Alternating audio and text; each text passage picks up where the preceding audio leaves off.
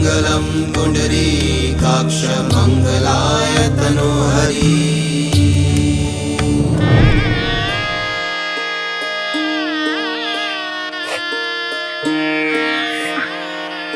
अरे मम्मी जी, रोइए मत मम्मी जी, हम इसका अपनी बेटी की तरह ख्याल रखेंगे, इसे पलकों पर बिठा के रखेंगे। मैं और मेरे पति बहुत अच्छे से ख्याल रखेंगे। आप जैसी नेक औरत के भरोसे ही तो इसे आपके यहाँ भेज रही हूँ। आप निश्चिंत रहिए मम्मी जी, मैं दुल्हन नहीं बेटी लेके जा रही हूँ।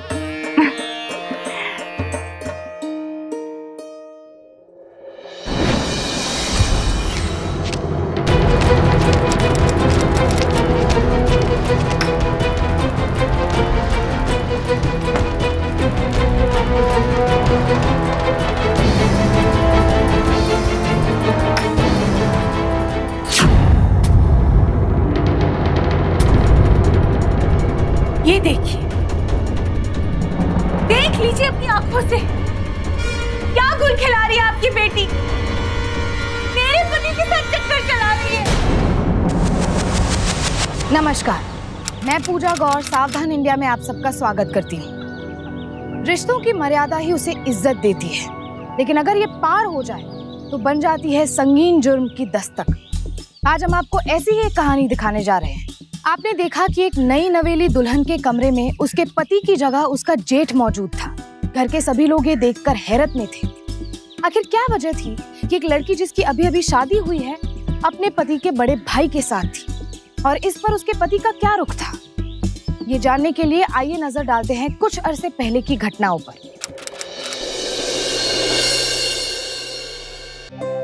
कैसा लगा हमारा घर?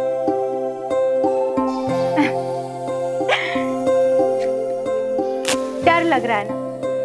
मैं समझ सकती हूँ।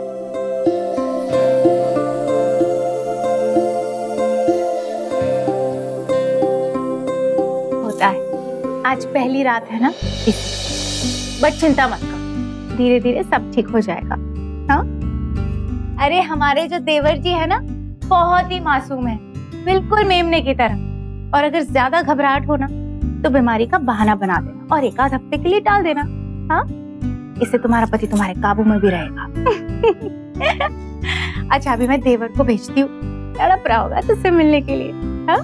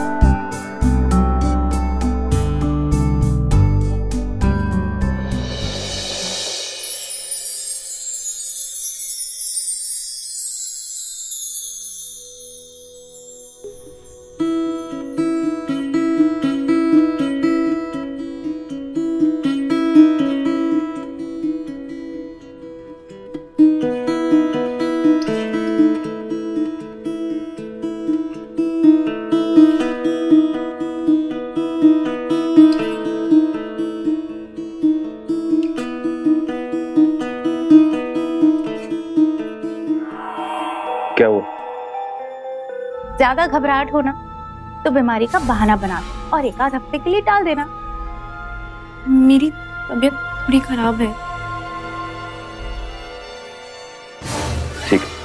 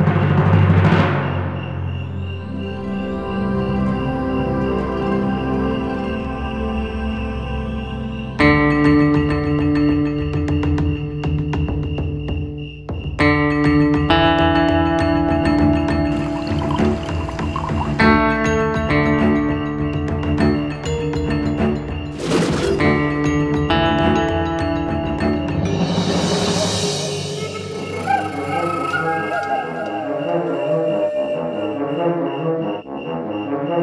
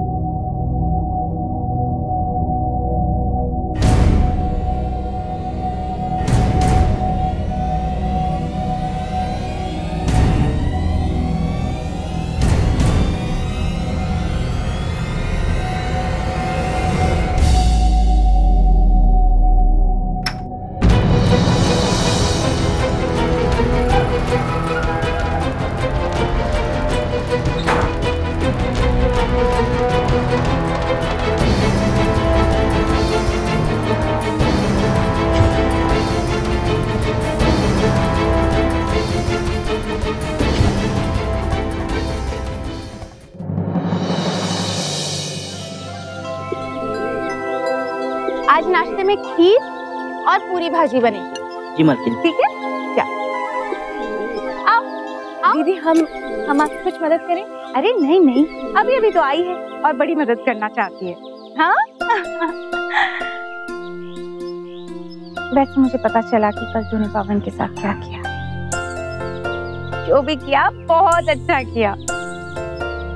बस ऐसे ही मेरी बात मानती जा, फिर देख कैसे अपना पति अपनी मुट्ठी में रहेगा। दीदी हाँ? पवन को खाने में क्या पसंद है? इन सारी बातों की चिंता ना तू छोड़ दे, मैं हूं ना ये सब देखने के लिए। हाँ? आओ आओ।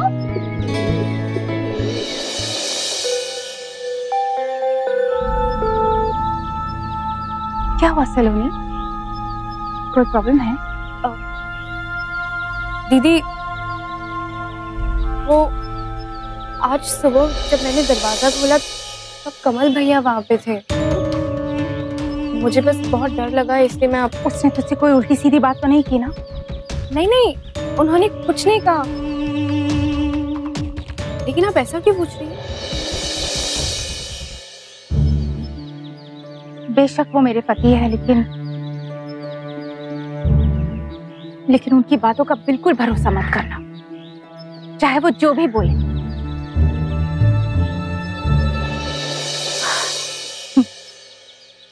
खैर ये सारी बातें जो, जल्दी से नाश्ता कर लो, तो शॉपिंग लेकर चलूंगी। हाँ और फिर रात को अपने पति के साथ कैसे पेश आना है वो भी सिखाऊंगी। हाँ चला। सलोनी। हाँ दीदी। सलोनी एक मिनट दरवाजा खोल तो। दीदी मैं नहा रही हूँ। अरे मुझसे क्या शर्माना, मैं ही तो हूँ। लेकिन दीदी। सलोनी मेरे पास कुछ है तेरे लिए, जल्दी खोल।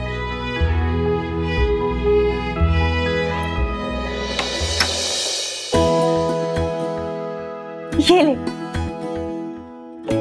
मुल्तानी मिट्टी, ये अपने शरीर पे लगा लेना और भी खूबसूरत हो जाएगी। हाँ ठीक।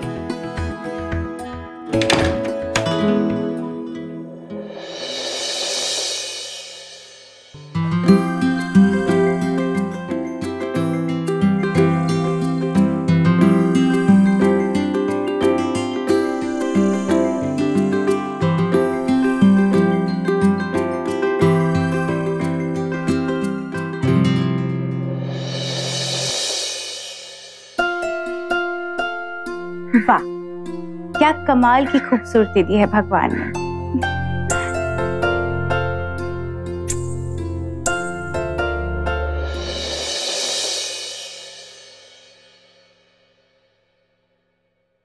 लो आ गया जादू बिखेरते।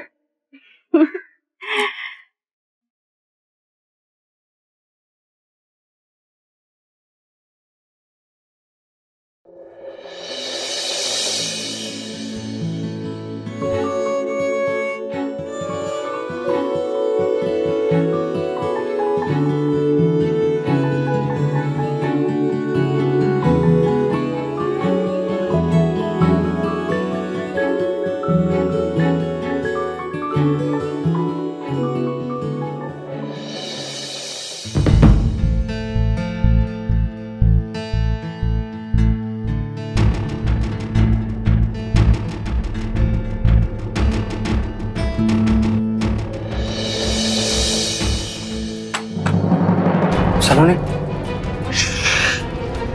मैं तुमसे कुछ बात करना चाहता हूँ सलोनी। मैं तुमसे बहुत बहुत बहुत जरूरी बात करना चाहता हूँ।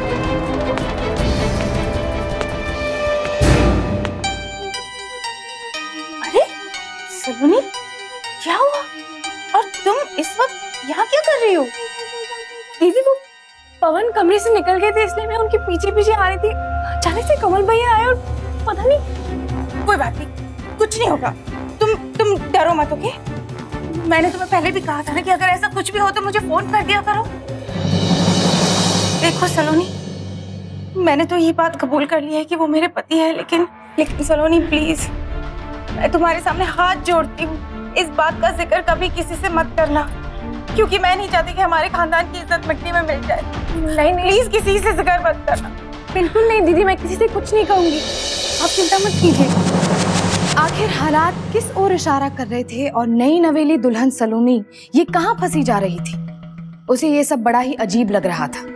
एक तरफ तो पवन था जो किसी वजह से उस पर ध्यान नहीं दे रहा था और हमेशा उखड़ा उखड़ा रहता था, और दूसरी तरफ उसका जेठ कमल उसके करीब आने की कोशिश कर रहा था।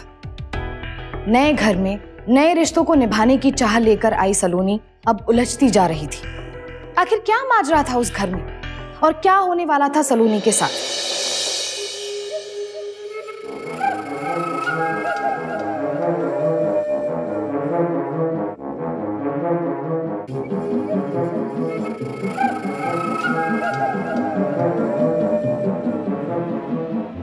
सलोनी, मैं तुमसे कुछ बात करना चाहता हूँ। अरे माँ,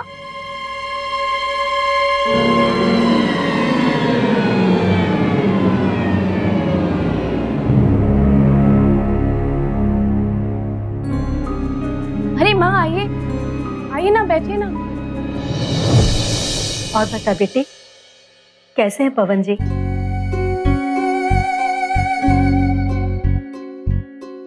पता नहीं माँ, वो हमसे बहुत ही कटे कटे से रहते हैं और हम दोनों के बीच पति पत्नी जैसा कोई रिश्ता नहीं बना है। ये क्या कह रही है तू? पति को खुश रखने के लिए ये सब तो करना ही पड़ेगा, इसीलिए वो तुझसे नाराज रहते हैं। देख बेटे, एक रिश्ते को पक्का करने के लिए ये मिलन बहुत जरूरी होता है। आप लोगों को क्या लगता है कि हम आपकी बेटी का ख्याल नहीं रखते? ऐसी कोई बात नहीं, मैं तो बस इसे कुछ सलाह दे रही थी।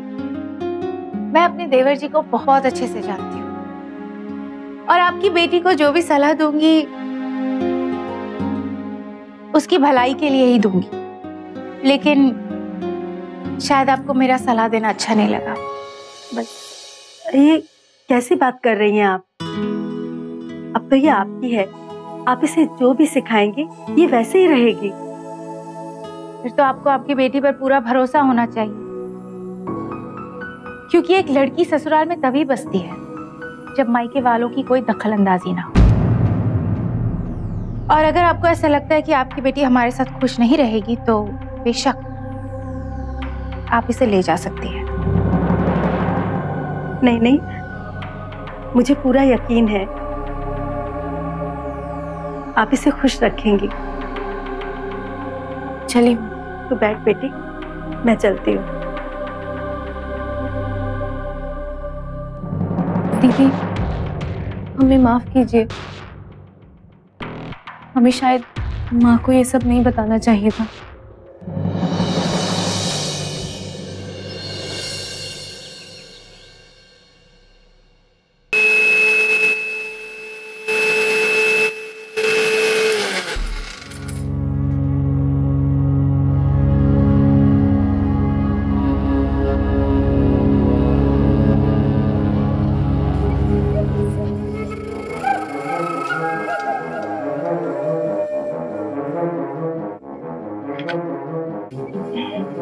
पवन ने तुम्हें छुआ तो नहीं? उससे दूर रहना, रात में मिलते हैं।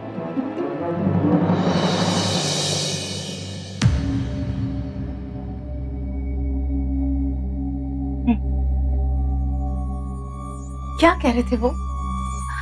जी कुछ नहीं, बस पानी पी के चले गए।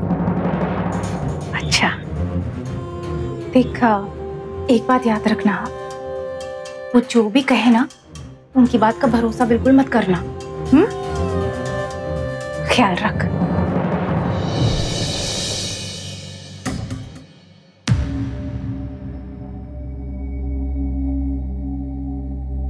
पवन ने तुम्हें छुआ तो नहीं?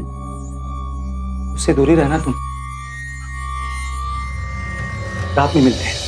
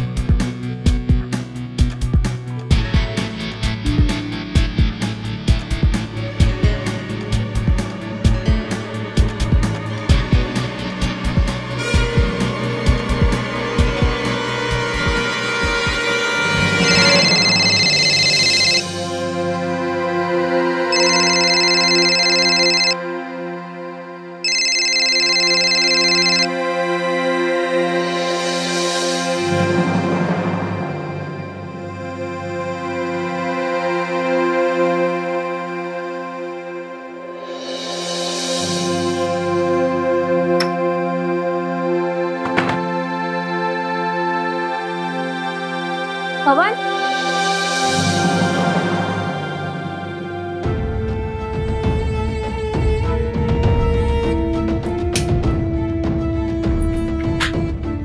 पवन,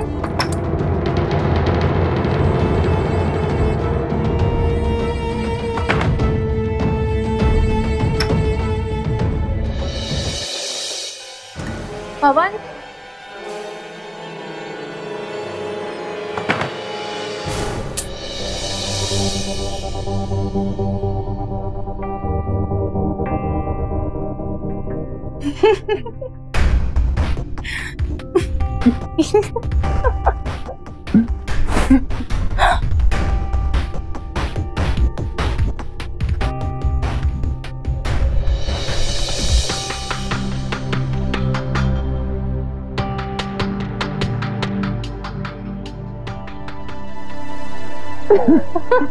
लगता है भैया भाभी है। पवन, I love you.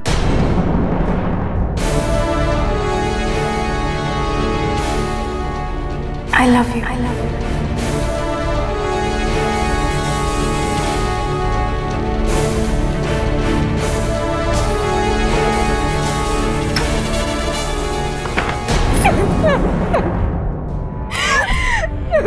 ज्यादा घबराहट हो ना तो बीमारी का बहाना बना दे और एक आध हफ्ते के लिए टाल देना। पवन को खाने में क्या पसंद है? इन सारी बातों की चिंता ना तू छोड़ दे, मैं हूं ना ये सब देखने के लिए।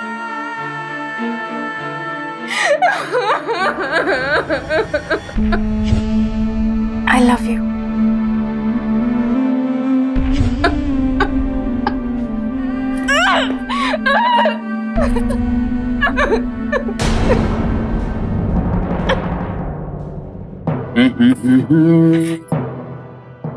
अरे सलोनी, अब ये पैकिंग क्यों कर रही है?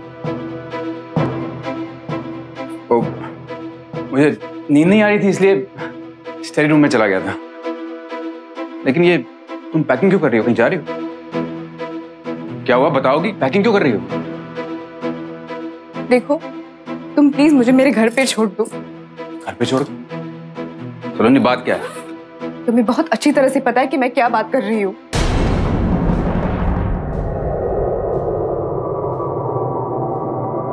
देखो तुम्हें सब पता चल ही गया तो एक बार मेरी बात तो सुन लो। मेरे भाई कमल को कुछ प्रॉब्लम है, वो शीला को खुश नहीं रख सकता, तो शीला को मैं खुश रखता। और मुझे इसमें कोई गलत बात नजर नहीं आती, क्योंकि तो ये हमारी आपसी मंजूरी से होता है। और वैसे भी ये कोई बड़ी बात नहीं है, इसलिए सुनी तुम शांति से यहाँ रहो। देखो देखो हम सब साथ में प्यार मोहब्बत से एक साथ रहेंगे, तुम्हें कोई तकलीफ नहीं होने दूंगा मैं। और ऐसे में इतनी छोटी सी बात के लिए लोगों को बताने की क्या जरूरत है? ये समझ क्या रखा है मुझे? देखो, तुम्हें जिस किसी के साथ जो भी रिश्ता रखना है तुम रखो, लेकिन मैं तुम्हारे साथ नहीं रहना चाहती। मुझे तुमसे डिवोर्स चाहिए। मेरी बात तो सुनो। अगर तुम मुझे घर पे नहीं छोड़ोगे तो मैं खुद अपनी माँ से बात सुनो। क्या कर रही हो? क्या? छोड़ो मुझे। क्या कर रही हो? तुम ये क्या कर रहे हो? क्या कर रही हो? मैं तुम्हें प्यार से समझा रहा हूँ, तुम्हें समझ नहीं आ रहा। चल तू ऐसे नहीं मानेगी। छोड़ो मुझे। क्या कर रहे हो तुम? छोड़ो मुझे। मुझे दर्द हो रहा है। छोड़ो मुझे। दर्द तो होगा ही, जब समझा रहा था सब समझा। हाँ?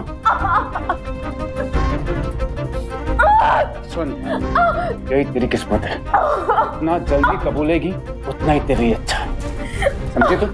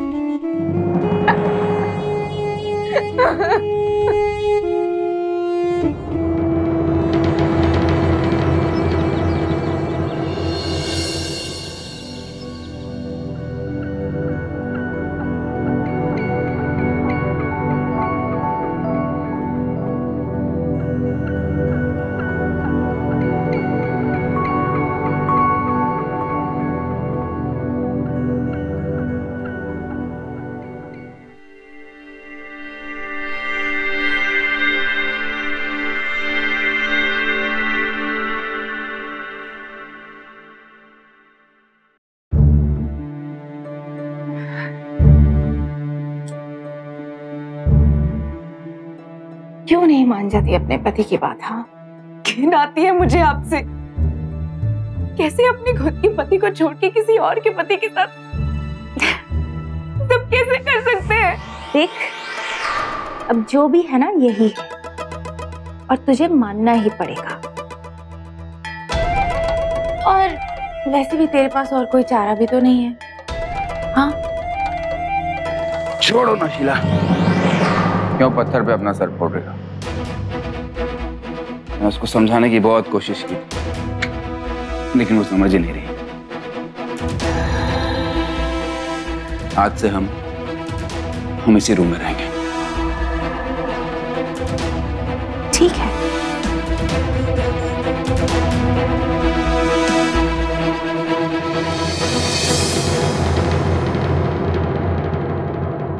सलोनी के पैरों तले से जमीन खिसक चुकी थी उसके सारे सपने उसके सामने बिखर रहे थे। अपने पति को अपनी जेठानी के साथ देखना उसके लिए किसी सदमे से कम नहीं था। उसके पति का रिश्ता उसकी जेठानी के साथ था, इसीलिए शीला उसे कमल से दूर रहने की हिदायत देती रहती थी। तो क्या उसका जेठ कमल उससे यही बात कहना चाहता था?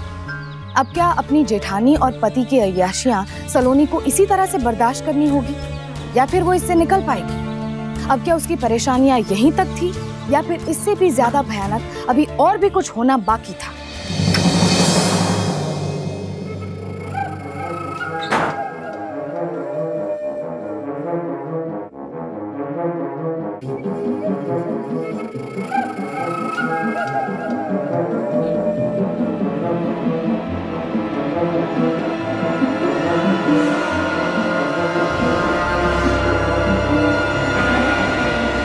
उठो सलोनी, उठो, बैठो, बैठो। सलोनी, इसी सब के बारे में मैं तुमको बताना चाहता था। इस घर में ये सब कब से चल रहा है, ताकि तुम इसका कभी शिकार मत बनो सलोनी, तुम इसका शिकार मत बनो। लेकिन ये सब मुझे बोलने का मौका नहीं दे रहे थे। लेकिन आज मैं तुमको मौका देता हूं सलोनी की, तुम यहाँ से भाग चलो सलोनी, जल्दी चलो, भागो यहाँ से सलोनी, चलो जल्दी।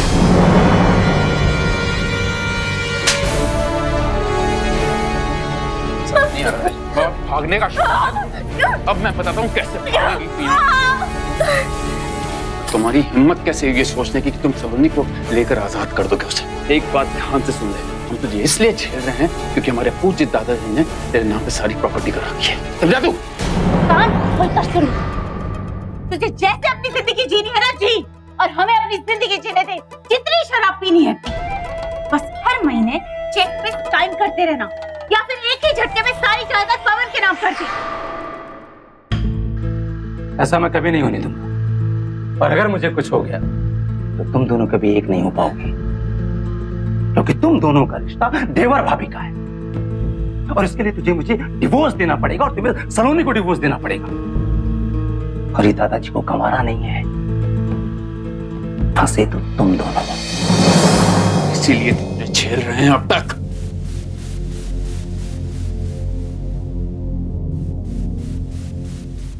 मैं तुम दोनों के सामने हाथ जोड़ करके भीख मांगता हूं, सलोनी की बख्श दो प्लीज। मैं तो अपनी जिंदगी जी रहा हूं, सलोनी को बख्श दो प्लीज।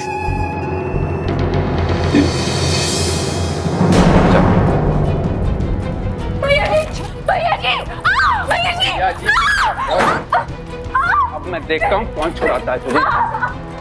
जिंदगी भर चिल्लाती रहेगी ना, तब भी तुझे कोई छुड़ा नहीं पाएगा।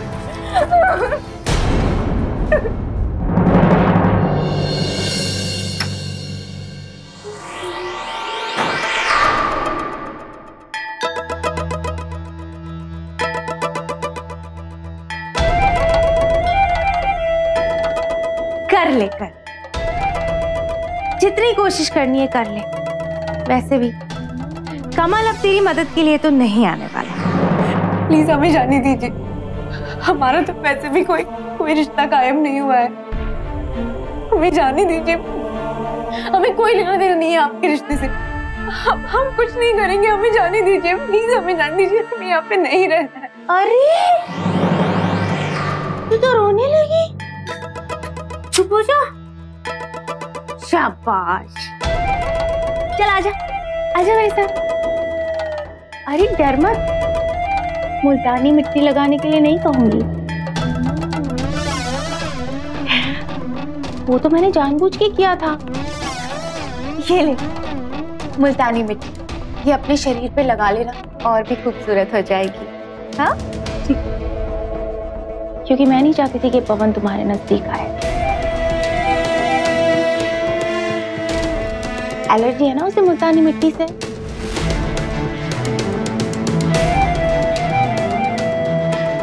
मर्द है, फिसल जाता। खैर मैं जाती हूँ, पवन मेरा इंतजार कर रहा होगा।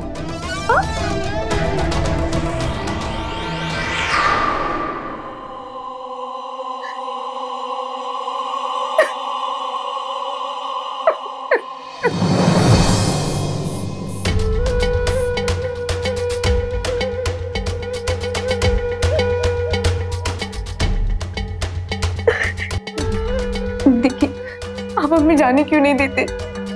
आपको किसी के साथ जो भी रिश्ता रखना है आप रखें, हम किसी से कुछ नहीं कहेंगे। प्लीज हमें जाने दीजिए। भी हम दोनों के बीच में ऐसा कोई भी रिश्ता कायम नहीं हुआ है, इसलिए हमें जाने दीजिए। हम आपसे विनती करते हैं, हमें जाने दीजिए। तू सही कह रही है, अभी तक तो मैंने तुझे छुआ भी नहीं। हाँ, आजा, तेरी ये ख्वाहिश भी पूरी कर देता हूँ।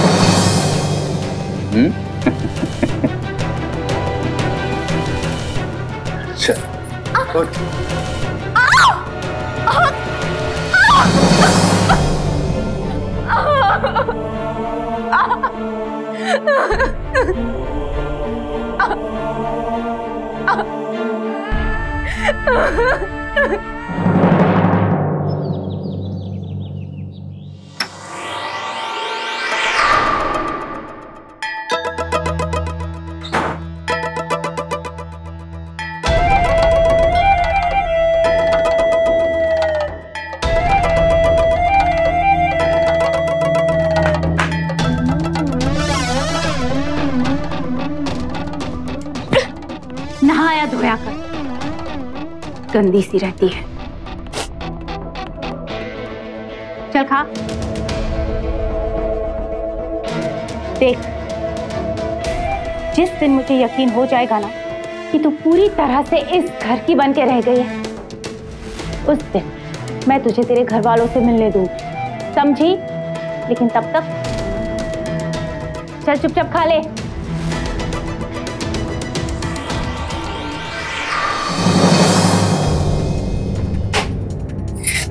खा ले चुपचाप।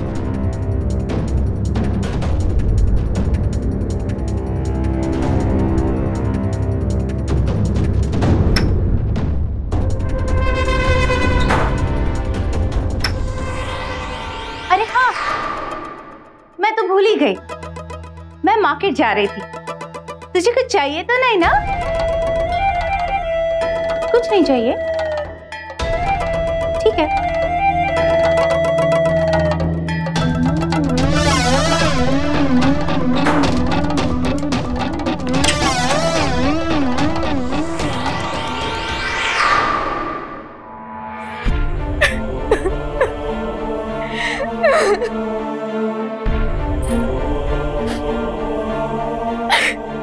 रोइए नहीं मम्मी जी, हम इसका बिल्कुल बेटी की तरह ख्याल रखेंगे, पलकों पे बिठा के रखेंगे। मैं और मेरे पति बहुत अच्छे से ख्याल रखेंगे, आप निश्चिंत रहिए मम्मी जी।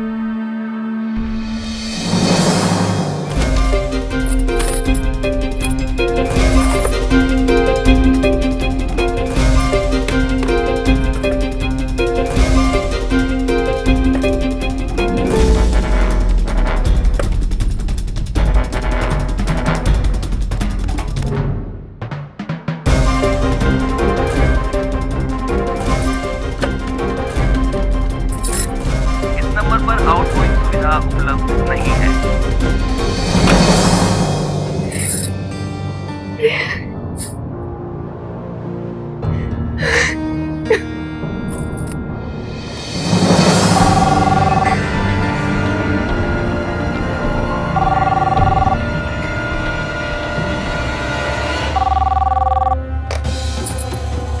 हेलो हेलो भैया, भैया प्लीज मुझे बचा लीजिए, मैं यहाँ पे नहीं रह सकती, मैं कुछ भी करूँगी, मैं ये सब कुछ सहन नहीं कर सकती, प्लीज भैया। नहीं सलोनी, तुम ऐसा कुछ नहीं करोगी, मैं आ रहा हूँ।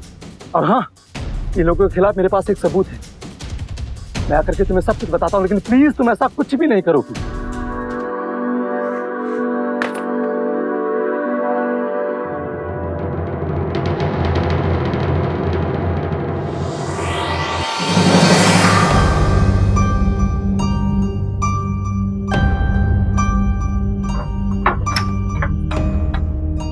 भैया जी, भैया जी, कुछ नहीं होगा।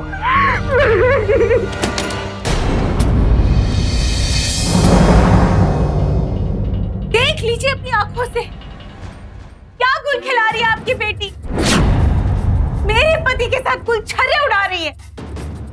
मैंने इसको कितना समझाने की कोशिश की, लेकिन ये मानी ही नहीं। क्या बकवास कर रही है आप?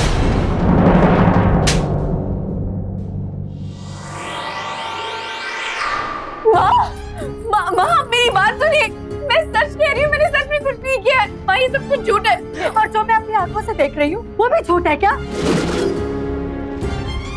मैंने पहले भी देखा था, उस वक्त मुझे लगा कि वो मेरा वहम है, लेकिन आज तुझे अपनी बेटी कहते हुए मुझे शर्म आ रही है।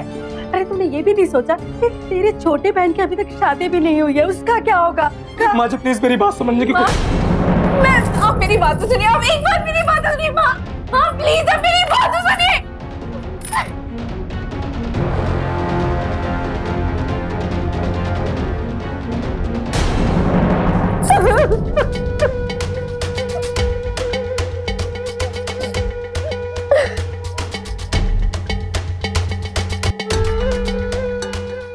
तुम लोगों को कभी कामयाब नहीं होने दूंगी। मैं हम दोनों को बेगुनाह साबित करके ही रहूंगी। इतना सब कुछ देखने के बाद भी कह रही है तू? वो देख भैया कितने समझदार, अपने आप बाहर निकल गए।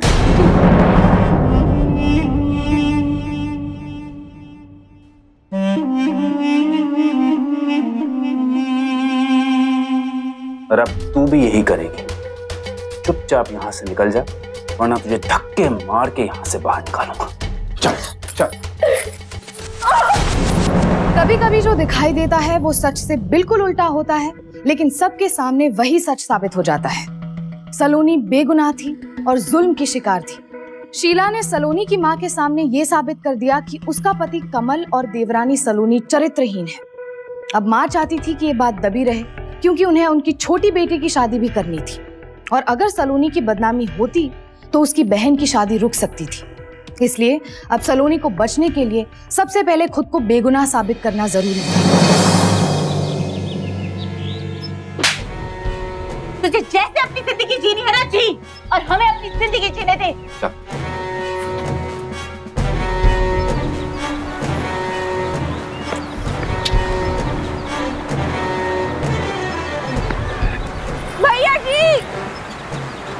भैया जी रुकिए,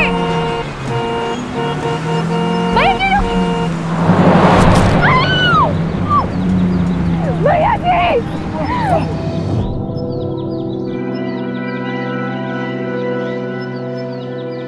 ठीक है साहब, कोई शराबी था, दारू पी के रोड पे आ गया वो। कोई आइडेंटिफिकेशन मिला, फोन, पर्स या कुछ और जिससे इसकी पहचान हो सके? पर्स तो नहीं, फोन मिला।